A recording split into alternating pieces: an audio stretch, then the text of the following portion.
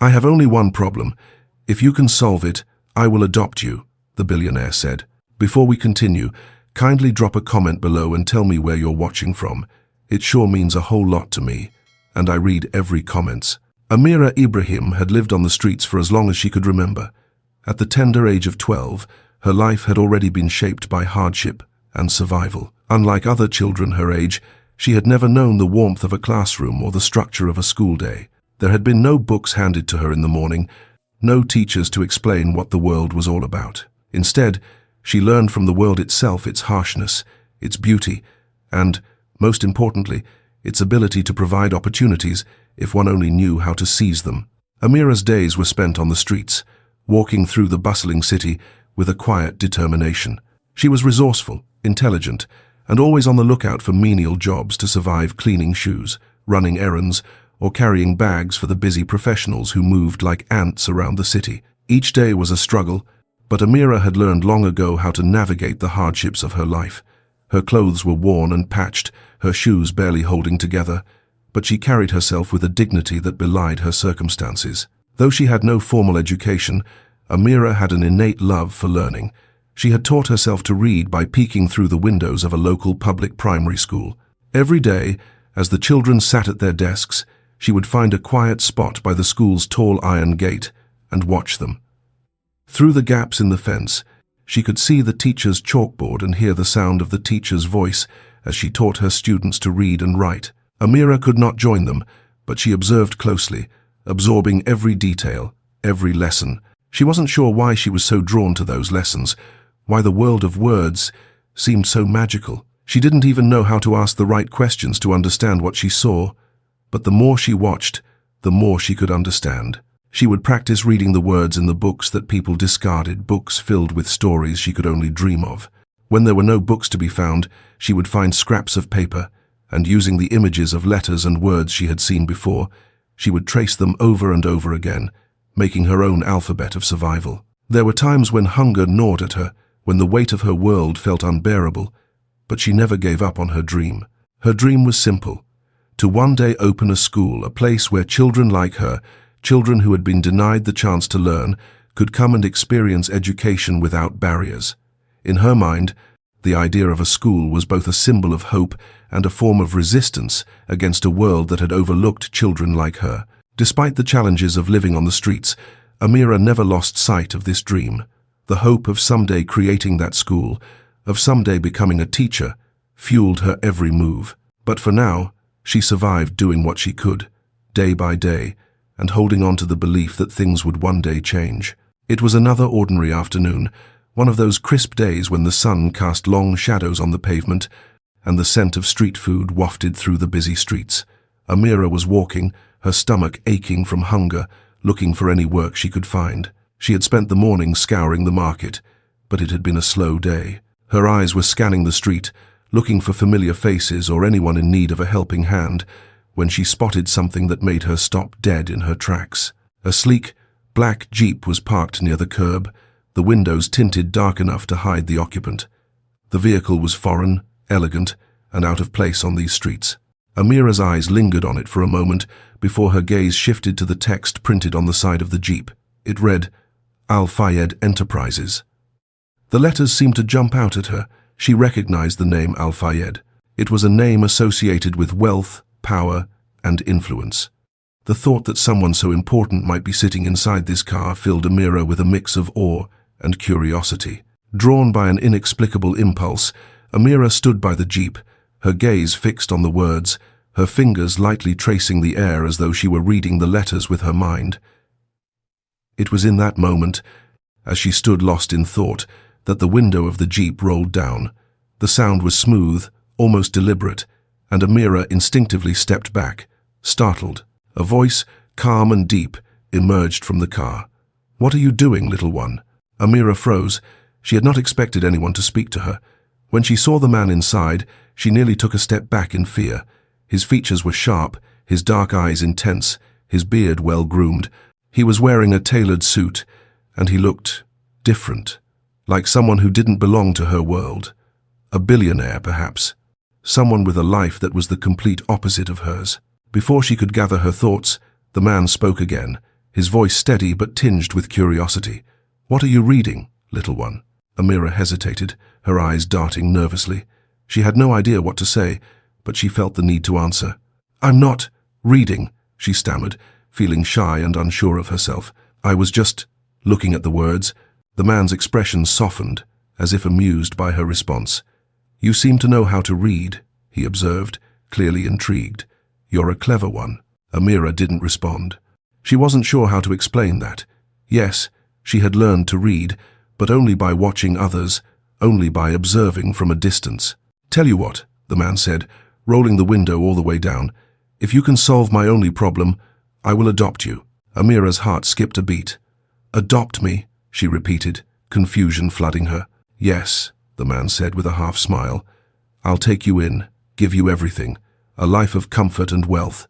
All you have to do is solve my problem." Amira, too stunned to speak, simply stared at him. She had never heard anything like this in her life. Adoption? The thought seemed absurd. She was a poor street girl, nothing more. Yet, somehow, she was being offered a chance that seemed too unreal to grasp. "Come with me," the man said, his voice calm but firm. "I'll explain everything. I'll take you to my home." Despite her shock, Amira found herself following him to the jeep. She climbed in, still unsure of what to think. As the vehicle sped through the streets, Amira sat quietly in the back seat, unsure of what to expect. The air inside the car was cool, the soft leather seats providing a sharp contrast to the roughness of her life on the streets. She had never been inside a car like this, let alone a vehicle this luxurious. Her eyes darted around, taking in the plush interior. She had seen pictures of cars like this in magazines, but never thought she would sit inside one. Khalid Al-Fayed, the man who had offered her such an unbelievable deal, was sitting in the front seat, his expression unreadable. He drove through the busy city streets with the confidence of a man accustomed to controlling everything around him. Khalid was a man of power, known across the globe for his sharp business acumen. He had built his fortune from the ground up, an empire founded on oil, real estate, and investments that stretched across continents. People feared him, respected him, and admired his success. As Amira looked out the window, she caught a glimpse of the towering skyscrapers that lined the city, their gleaming glass reflecting the brilliance of the afternoon sun. Khalid's empire had allowed him to live a life of luxury that few could even dream of. He owned private jets, luxury cars, and sprawling mansions. His name was synonymous with wealth and success, and anyone who knew him would instantly recognize his power and influence.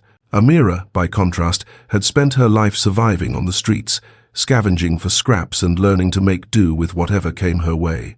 She had never imagined that someone like Khalid Al-Fayed would even look her way, let alone offer her a deal as strange as the one he had proposed. She sat there, her hands clenched in her lap, trying to wrap her mind around the events that had unfolded so quickly. The car continued its journey, passing through gates that seemed to separate Amira from her old life. The estate they were heading to was vast, and the sense of luxury surrounding it was overwhelming. Khalid glanced in the rearview mirror, his sharp eyes catching Amira's gaze. For a moment, their eyes locked. He saw the wonder in hers, the unease, the confusion, and he understood it.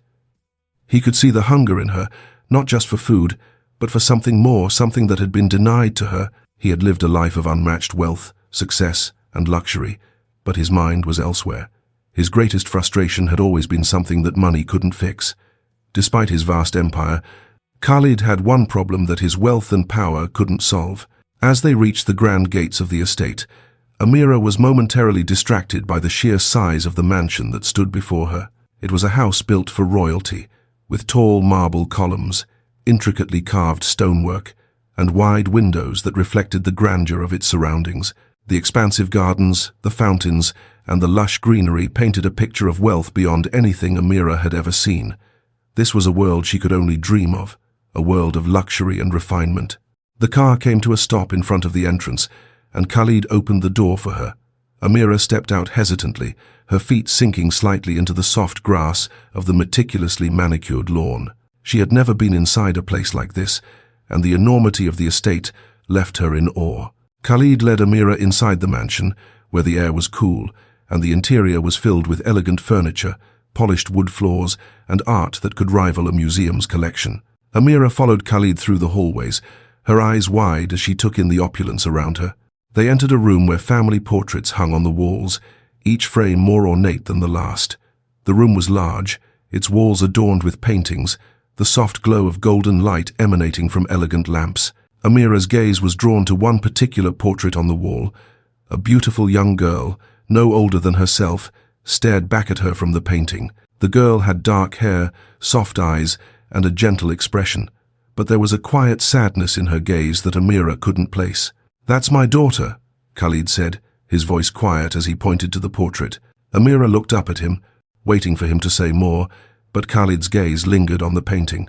His voice, though steady, carried an undertone of something deeper, something that hinted at years of frustration.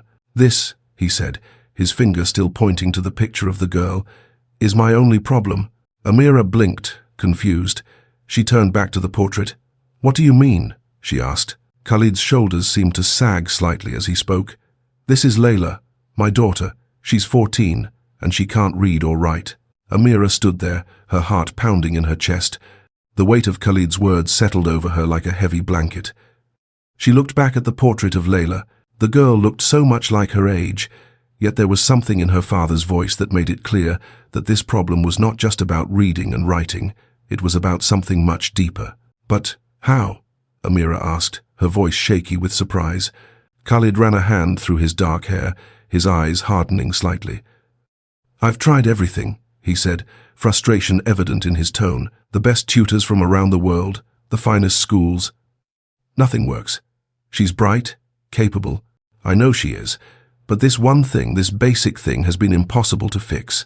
I've spent millions trying to solve this problem, but no matter what I do, nothing changes."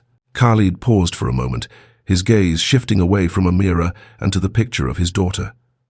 There was something vulnerable in his eyes, something that revealed the rawness of his feelings.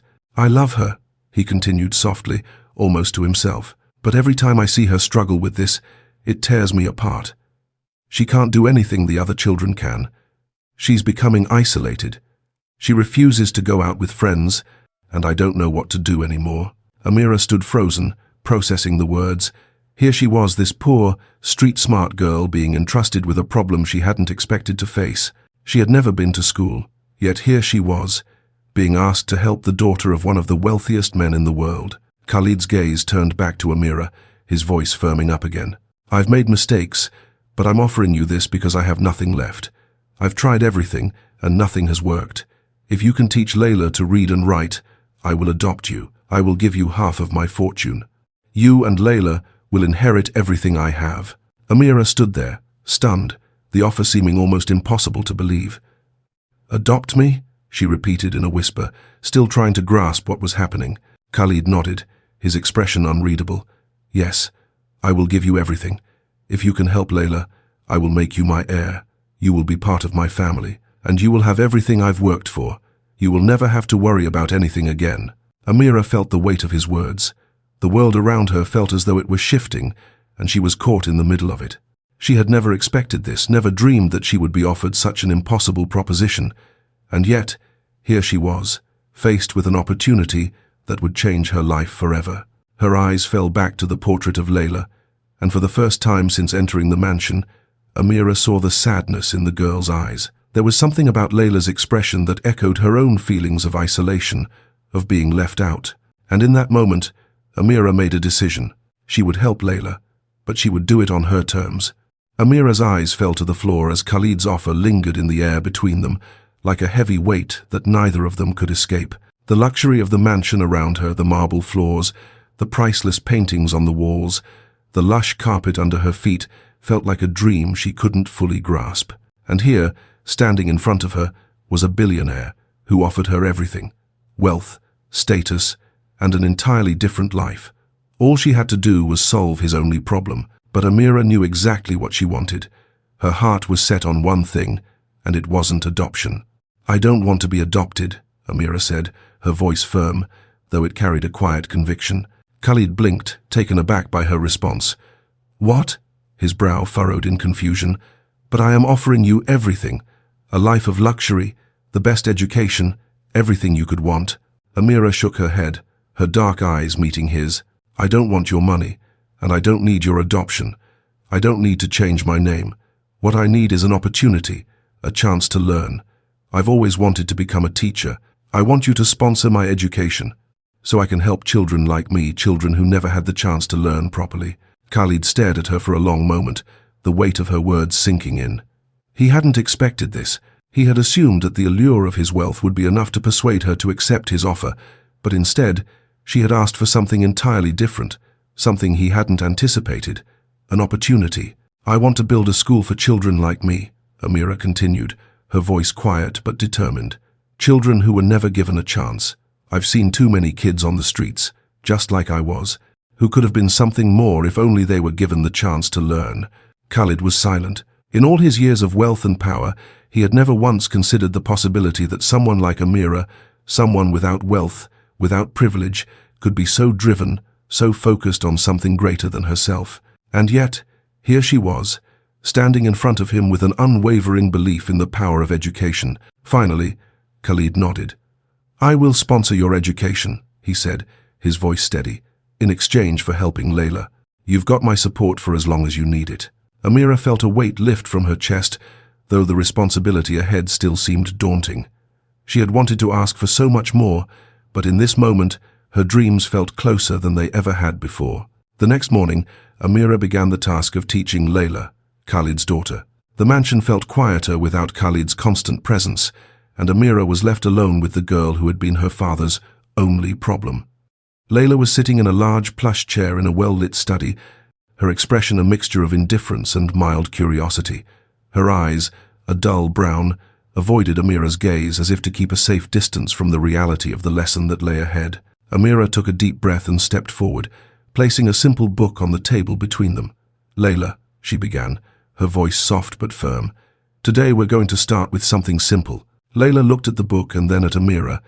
There was a flicker of discomfort in her eyes, but she said nothing.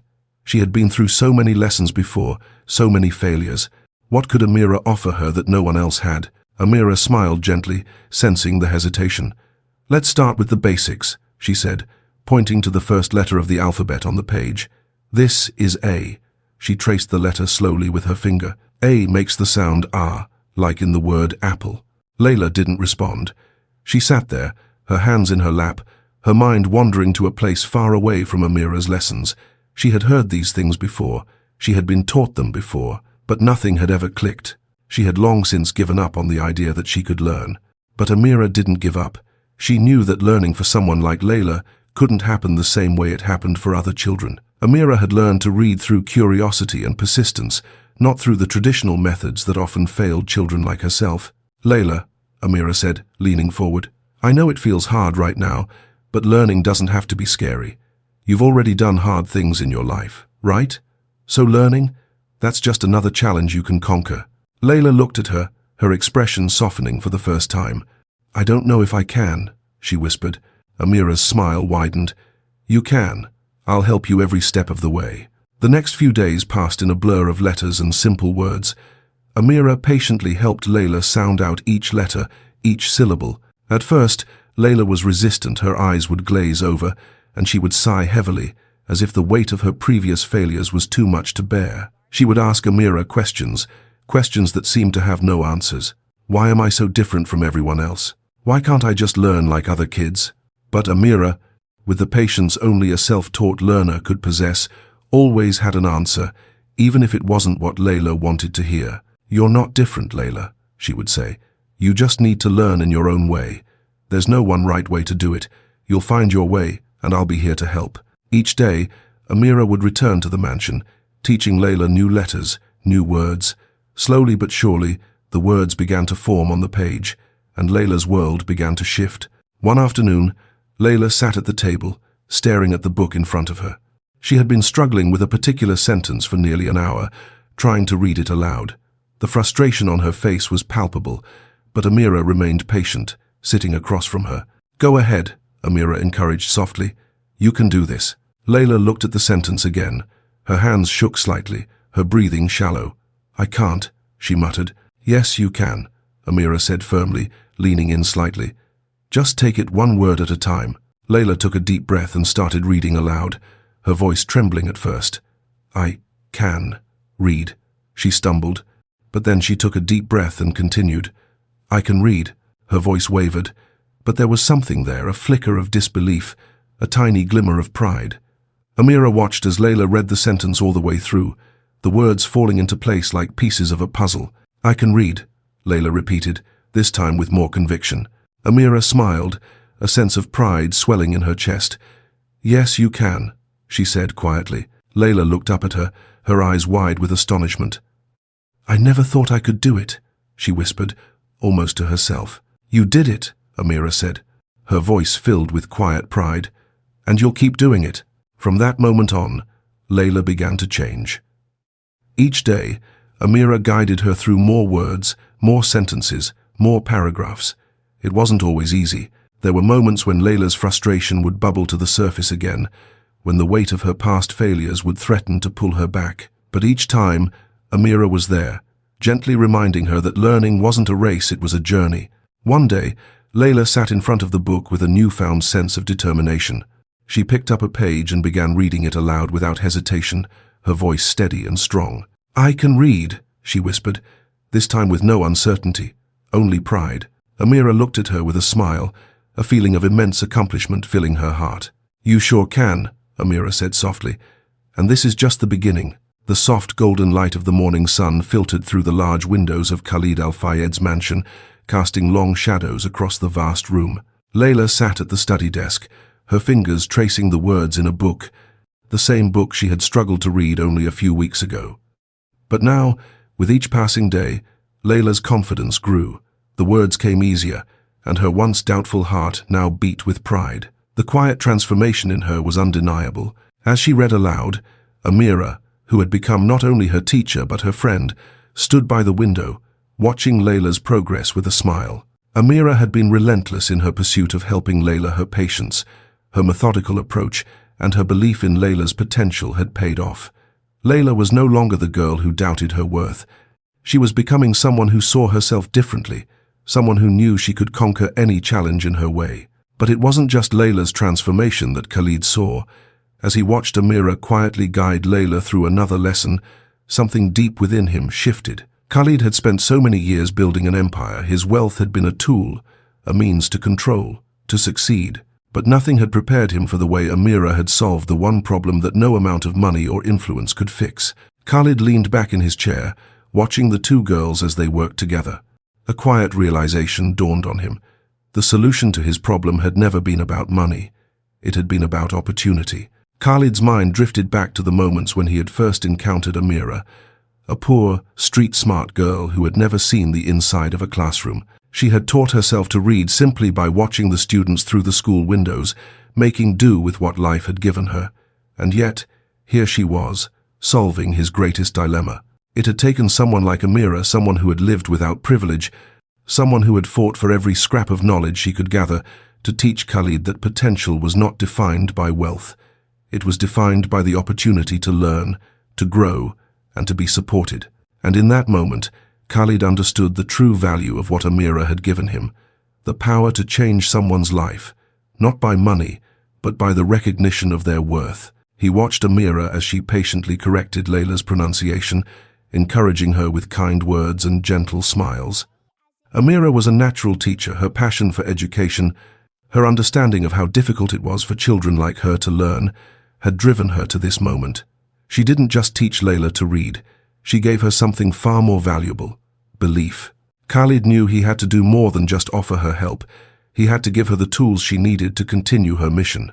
As Amira had been teaching Layla, she had also shared her dream of one day opening a school, one where underprivileged children could finally receive the education they deserved, without the barriers that had kept them from learning. Her dream had begun to take shape in Khalid's mind. He knew that, in sponsoring Amira's education, he wasn't just investing in a bright young woman, he was investing in the future of countless children who might never have the opportunities she had been given. And for the first time in his life, Khalid saw how his wealth could be used for something greater than his empire. It could be used to create change, to help others find their voices, to make education accessible to those who had been overlooked. Amira, Khalid said one evening, as she sat by Layla's side in the study, I want to offer you something more than just financial support. I want to sponsor your education fully. I see the potential in you, not just as a teacher, but as someone who can change the future for children who never had a chance. And when you're ready, I want to help you build that school you've dreamed of." Amira looked up at him, her eyes wide with surprise. She had not expected him to offer her such an opportunity. You would do that?" she asked, her voice filled with a mix of disbelief and gratitude. "Yes," Khalid said, his tone firm but gentle. "You've given Layla the one thing she needed to succeed, belief. And now, I want to give you the resources to make your dreams come true." With Khalid's sponsorship, Amira's dream became clearer than ever. She threw herself into her studies with the same determination that had driven her to teach herself to read as a child. Every book she read, every lesson she learned, brought her closer to her ultimate goal, building a school for children who, like her, had been denied the opportunity to learn. Amira's life had been defined by hardship, but now, thanks to Khalid's support, it was being redefined by possibility. She wasn't just a poor girl from the streets anymore. She was an aspiring educator with the resources to make a real difference in the world. As she continued her studies, Amira began to map out the blueprint for her future school. She envisioned a place where children would come to learn without the constraints of social class, a school that would nurture their potential, regardless of their background. Her vision was not only about teaching them to read and write, but about giving them the tools they needed to become leaders, thinkers, and dreamers. For Amira, education was more than just academics. It was the key to freedom, to empowerment, and to a better life. Her dream was not just about her own success, but about lifting up those who had been forgotten, those who had been dismissed because of their circumstances. The day Amira graduated from the university, Khalid stood in the back of the auditorium, his heart swelling with pride. He had watched Amira grow from a street child with a dream to a young woman with a purpose. He had watched her navigate the academic world, never losing sight of her goal. And now, here she was, educated, empowered, and ready to take on the world. Amira stood at the front of the room, surrounded by her peers, her eyes shining with determination. As the ceremony came to a close, she turned to face Khalid, who was now walking toward her, a proud smile on his face. "I did it," Amira said, her voice filled with awe. "I'm one step closer to my dream." Khalid nodded, his eyes softening. "You've done more than just follow a dream, Amira. You've inspired a new generation. I'm proud of you." As they stood there together, Layla walked up to them, now a confident young woman, her own education complete. The three of them stood in a moment of quiet triumph. Layla, with her once struggled literacy now a tool of empowerment, Amira, with her dream within reach, and Khalid, the father who had learned that true success wasn't found in money or power, but in the chance to make a real difference in the lives of others. Amira's dream of building a school for underprivileged children had not just been a passing thought, it had been the foundation of a future that would change lives. And with Khalid's continued support, that dream would soon become a reality. Now, let's talk about it. Amira's determination and refusal of adoption was a powerful choice. Do you think her decision to stay true to her roots and not accept Khalid's offer of adoption was the right one? Or do you think she missed an opportunity for a better life? Let us know your thoughts in the comments section below. We'd love to hear your perspective and have an open discussion with all of you. See you in the next video. We want to say a big thank you to our subscribers and viewers. If you have not subscribed, kindly click the subscribe button below for more amazing content. If you enjoyed this story, don't forget to hit the like button and share this video with your friends and family. Your support means the world to us. Thank you so much for watching.